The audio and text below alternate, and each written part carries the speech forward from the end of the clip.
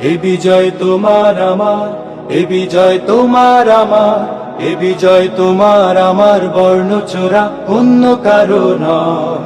বাংলাদেশের বিজয় মানে লাল সবুজের জয়।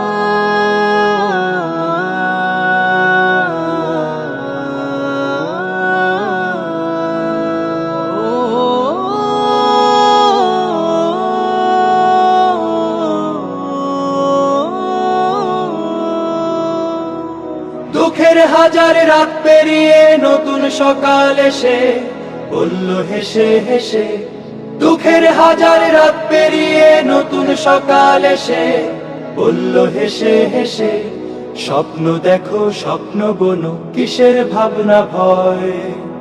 এ বিজয় তোমার আমার, এ বিজয় তোমার আমার, এ বিজয় তোমার আমার, স্বার্থ লোভী অন্য কারো নয়। বাংলাদেশের বিজয় মানে লাল সবুজের জয়।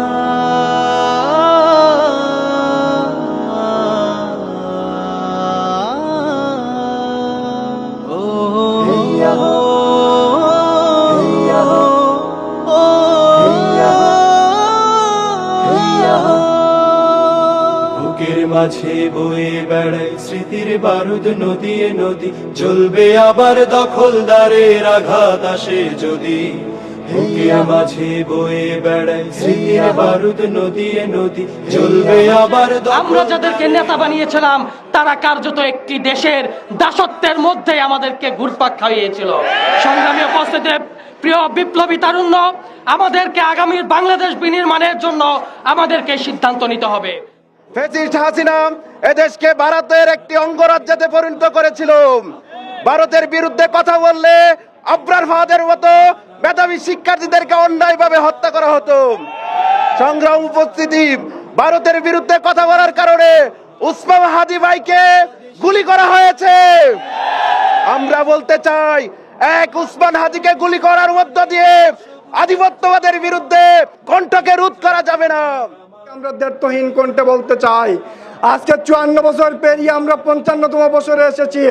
সুতরাং এই বাংলাদেশকে নিয়ে যারা অতীতের ষড়যন্ত্র করেছেন, বাংলাদেশের সমৃদ্ধিকে নিয়ে ষড়যন্ত্র করেছেন, বাংলাদেশের স্বাধীনতা সার্বভৌমত্বকে নিয়ে ষড়যন্ত্র করেছেন, 2024 সালে তাদের আমরা কবর রচিত করেছি।